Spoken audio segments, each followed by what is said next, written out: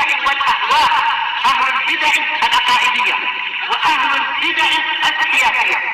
نقول بيننا وبينكم السلف، بيننا وبينكم الكتب، كان فيقول البدع بيننا وبينكم. Bismillahirrahmanirrahim. Qala al-Imam al-Bukhari rahimahullah. Al-babul khamisu wassalasun.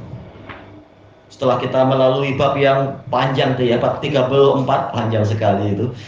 Alhamdulillah. Terutama asarnya, pembahasannya memang sangat mendetail dan panjang. Kemudian kita masuk bab yang ke-35, bab ar-rajulu yuwaddi'u shahibah. Demikian dalam cetakan dari Ibni Hazm. Boleh juga babu ar-rajuli, tapi bagusnya memang seperti yang di hadapan kita. Ar-rajulu sebagai mubtada, yuwaddi'u shahibah ini sebagai khabar yang berupa jumlah fi'liyah. Nah, kemudian yang secara total ar-rajulu yuwaddi' yaitu jumlah ismiyah ini fi mahalli jarrin. Kenapa? Mudhaf ilaih dari bab. Yaitu sesuai. Jadi bukan babur rajuli tapi babu ar-rajulu. Yang diinginkan oleh Imam Bukhari dari bab ini adalah yaitu membahas apa hukum seseorang mewudukkan temannya, dan hukumnya adalah boleh. Baik. Tapi kenapa Imam Bukhari tidak terang-terangan mengatakan boleh? Memang ini khilaf, bahkan di kalangan salaf itu ada perselisihan pendapat, tetapi yang rajih adalah yang di hadapan kita ini karena dalilnya jelas. Yuwaddi' maksudnya adalah yang satu menyiramkan, mengucurkan air, yang satunya lagi berwudu. Demikian pula bahkan yang lebih dari itu, yaitu sesuai keperluan. Orang sakit tak mampu apa-apa, maka yang merawat dia mungkin dari sanak kerabatnya ini membutuhkan dia mencuci tangannya, mencuci wajah, mengusapkan kepala karena orangnya sedang sangat lemah. Yang penting tetap sholat, bukan malah cuti sholat. Baik. Hukumnya adalah boleh. Kita masuk kepada hadisnya. Al-hadisul hadi wassamanun ba'dal mi'ah, 181. Haddatsana Muhammad ibnu Salam, tanpa tasdid, bukan salam tapi salam, sebagaimana dikatakan oleh Al-Hafidz Ibnu Hajar. Qala akhbarana Yazid ibnu Harun an Yahya an Musa bin Uqbah an Quraib maula Ibni Abbas an Usamah bin Zaid radhiyallahu anhuma anna Rasulullah sallallahu alaihi wasallam lamma afadha min Arafah, bahwasanya Rasulullah SAW tatkala beliau sudah kembali dari Arafah, keluar pulang dari Arafah, adalah ila syi'ib, beliau menyimpang, yaitu apa? Bukan ke jalan yang besar, tapi jalan yang satunya lagi tidak langsung menuju ke Muzdalifah, namun beliau menuju ke jalan kecil di antara pegunungan. Untuk apa? Faqadha hajatah, beliau ingin menunaikan hajatnya. Ya, jangan di tengah jalan besar tentunya, tapi pergi ke tempat yang sepi, jangan yang banyak dilewati orang. Qala Usamah bin Zaid faja'altu asubu alaih, maka mulailah saya mencurahkan air kepada beliau. Wa yatawadda, dalam keadaan beliau berwudu. Fakultu, saya mengatakan, ya Rasulullah atusolli, wahai Rasulullah, apakah Anda ingin sholat? Yaitu ingin sholat di sini, di tempat yang sepi ini. Faqal al-musalla amamak, tempat sholat itu di hadapanmu nanti. Baik. Hadis ini telah kita lewati di dalam kitabul wudu juga, tatkala membahas apa itu isbaghul wudu, menyempurnakan wudu. Karena dalam riwayat yang pertama dahulu kala itu dikatakan Rasulullah tidak menyempurnakan wudu, dalam artian wudunya itu ringan-ringan, karena bukan betul-betul ingin sholat. Alal khilaf, apa makna menyempurnakan wudu dan meringankan wudu di situ, tapi itu telah kita lewati semuanya.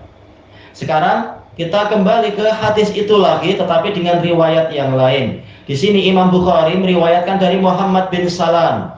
Beliau adalah Abu Abdillah Muhammad bin Salam al-Baikandi al-Bukhari, imam besar di belakang sungai Jaihun. Beliau imam fatih, siqah, sabat, memiliki kitab-kitab yang banyak sekali.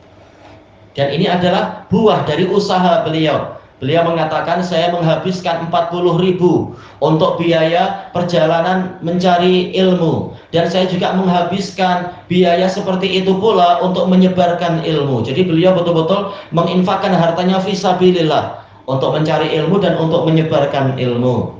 Makanya Allah memuliakan beliau dengan derajat yang sangat tinggi, dengan keberkahan yang besar, walaupun namanya tidak se-famous ulama-ulama yang lain mungkin. Bukan karena beliau kurang, tapi kitanya yang kurang mendapatkan informasi yang banyak. Tapi ini imam besar di zamannya, guru Imam Bukhari. Dan di majelis beliau banyak sekali jin yang ikut hadir belajar.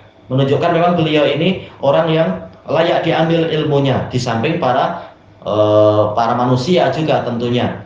Dan saking bersungguh-sungguhnya beliau mencari ilmu dan juga mencatat ilmu, tatkala beliau kehabisan dakwat pennya itu, di majelis beliau mengatakan, barang siapa mau memberikan pen kepada saya akan membayar 1 dinar. Ngeri sekali ya, 1 dinar. Kita sekarang pen murah aja 2 ringgit 3 ringgit dapat.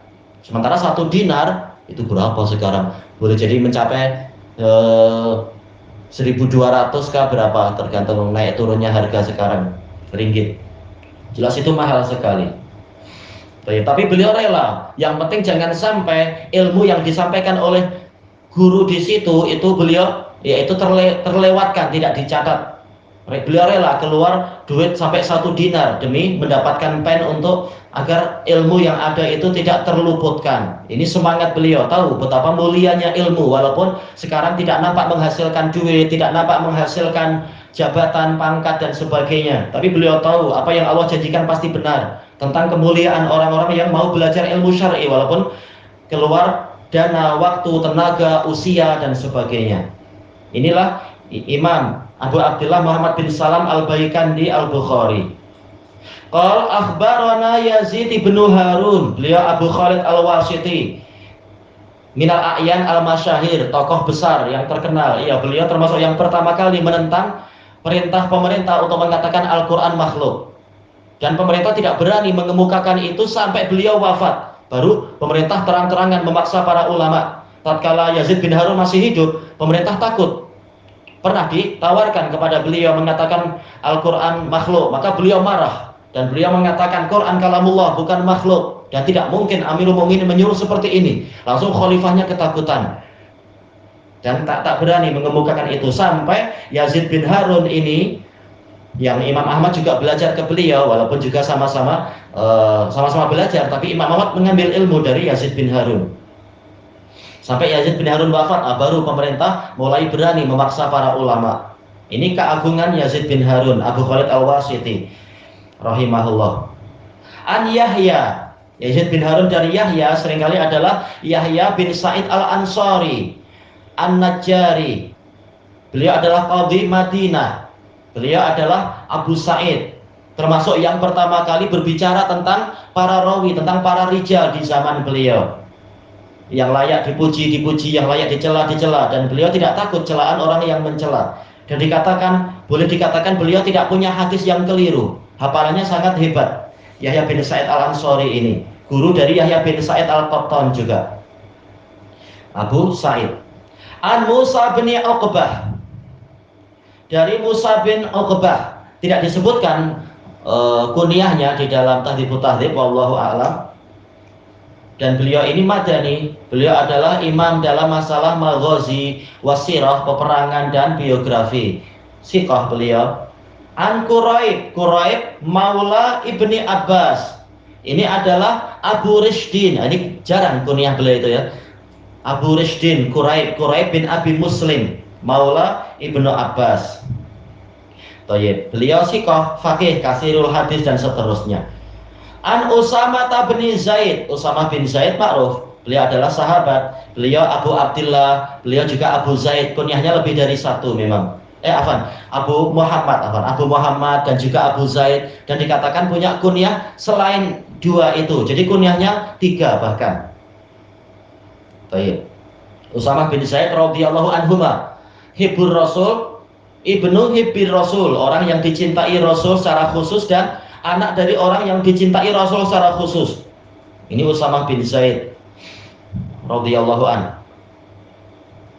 radhiyallahu anhuma. Baik, sahabat. Bahwasanya Rasulullah SAW tatkala afadha, ini peristiwa apa? Haji Wada tahun 10 Hijriah itu. Menurut sebagian pendapat. Nah, beliau melakukan ifadhah.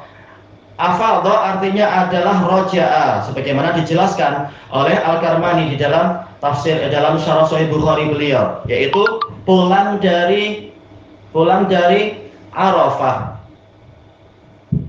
Asal dari Arafah itu nama waktu. Itu waktu wukuf, yaitu pada tarikh keberapa itu? 9 Dzulhijjah itu ya. Adapun nama tempatnya Arafat sebagaimana dalam Quran, tapi tak masalah. Ayo. Sebagaimana dijelaskan panjang lebar oleh Al-Karmani, tak masalah mau Arafah atau Arafat, tak masalah itu.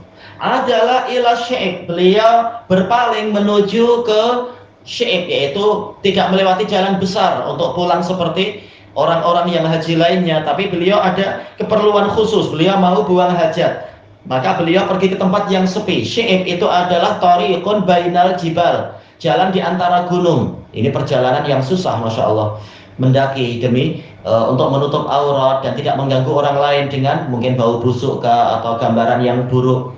Nah, Rasulullah menjauh. Sebagaimana di dalam hadis yang diriwayatkan oleh Imam Abu Dawud, di hadis yang pertama dalam sunan beliau, karena Rasulullah SAW idza dzahabal madhab ab'ad. Rasulullah SAW apabila beliau pergi untuk buang hajat, beliau memang menjauh. Hadisnya siapa itu? Al-Mughirah bin Syu'bah, sanadnya sahih.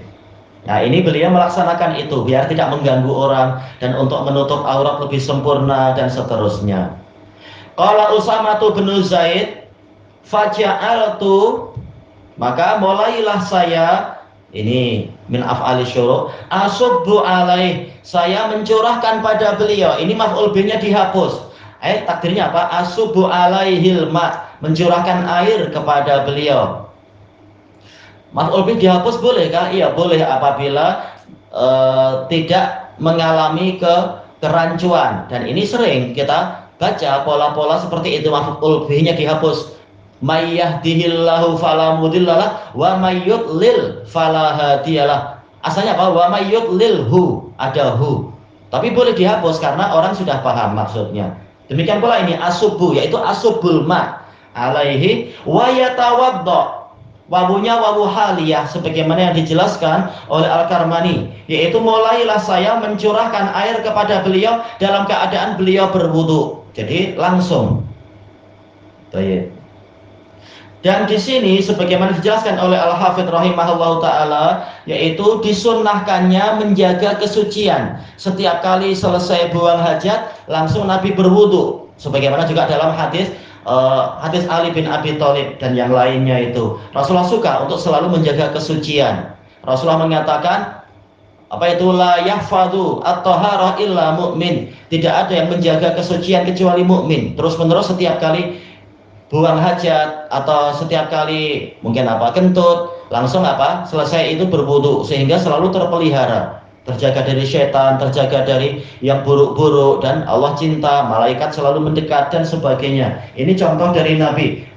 Nah, Usamah ingin tahu apakah wudu karena hendak sholat di tempat yang sepi seperti ini. Ternyata Rasulullah mengatakan sholatnya nanti. Berarti memang untuk apa? Tujuannya memang untuk menjaga kesucian, bukan niatnya untuk sholat. Faqultu ya Rasulullah atusolli. Usamah bertanya, wahai Rasulullah, apakah anda ingin sholat? Ini menunjukkan semangat para sahabat untuk mencari ilmu. Dalam situasi apapun, mereka ingin tahu ilmunya. Ini wudhu untuk apa? Ternyata bukan untuk sholat, tapi niatnya adalah memang untuk menjaga kesucian. Dan kalau sewaktu-waktu sholat, tak masalah. Karena Rasulullah selalu setiap kali naik kendaraan, beliau menyempatkan untuk sholat di atas kendaraan. Sholat duha, ataukah sholat-sholat sunnah mutlaqah dan sebagainya. Nah, dalam keadaan sudah punya wudhu, tak perlu pening-pening.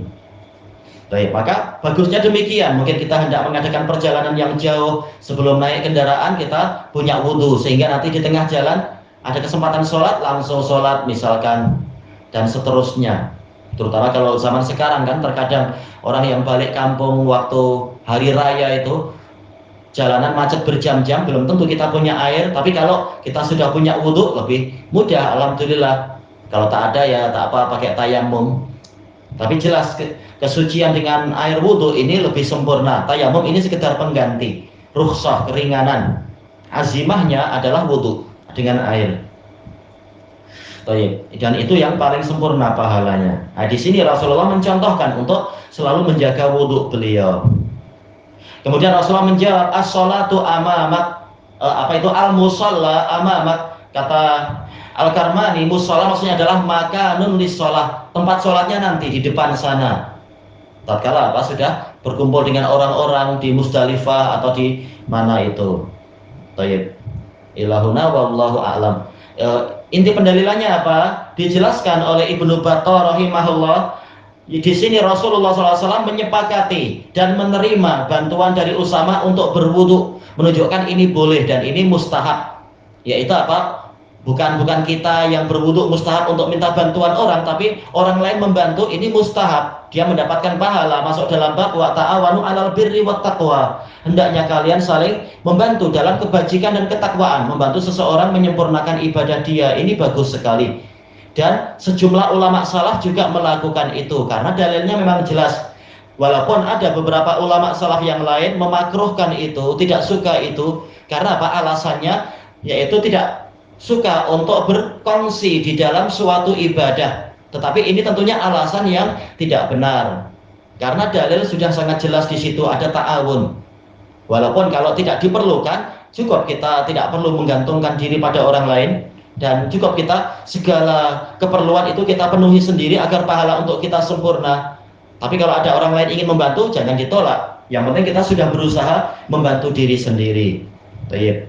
Pembahasan panjang lebar dengan asar-asarnya dibahas oleh Ibnu Battah di dalam syarah Sahih Bukhari beliau. Ilahuna wallahu a'lam. Subhanakallahumma wa bihamdika la ilaha illa anta astaghfiruka wa atubu ilaik. Walhamdulillahirabbil alamin. Jazakumullahu khairan.